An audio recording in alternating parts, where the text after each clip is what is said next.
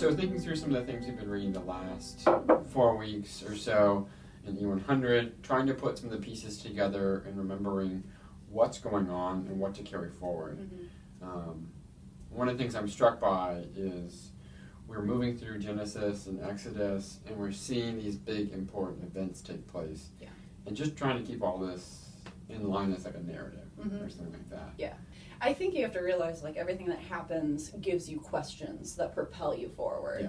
So with the fall, you wonder, okay, how does God set things right? And so then with him choosing Abraham, you see how he's going to choose to do it. And he makes these promises to Abraham. And so as you go through Genesis, you're following the story of Abraham and his family. Then you get to the end, and they're in Egypt, but Joseph is this ruler. And then there's a deep breath. There's not really a break. You just continue on from Genesis into Exodus, Right. one story, and you see what happens after Joseph. So Joseph dies, some years passed, about 400, and suddenly there's... Minor. Right, just a little bit. And then suddenly you have a Pharaoh who doesn't remember Joseph, and he just sees these people as a threat. And so we have these questions in our mind about, well, but God promised Abraham all of these great things for his descendants, but now we have these descendants and they're enslaved. And they're in Egypt. They're not in the promised land. And so those questions from Genesis lead us through Exodus and out of Exodus. Yeah. And so you follow this story asking, what of that promise for, them to be in the land, to bless all people through them. And so, just following that narrative, not just in these books, but all the way through the Bible. It's told in a bunch of different ways, but it's all the story of God's interaction with humankind. Sure. I think it's helpful to know that there are individual points that are key as we're moving through and building a narrative. One of the things to remind of, yes, we're jumping through different books. It is still a narrative here. And that's just something we want to hold on to in the back of our mind. Say we go to some scripture, either a psalm or somewhere in a prophet, that we should have all this background in our head. But also know we're picking up at different points of the story at the same time.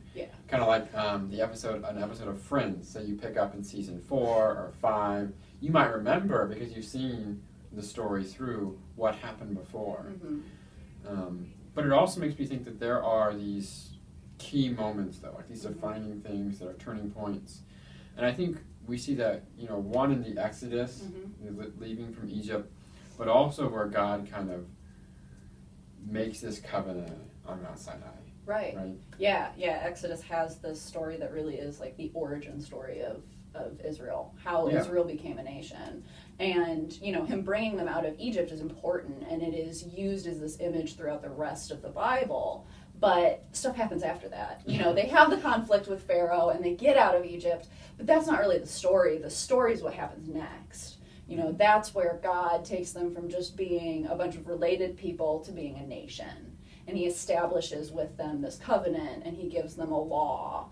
And in that, starts them on this path of being a nation, fulfilling more of those promises. And it's a really important story for Israel as far as their identity, as far as where they're going, where they came from.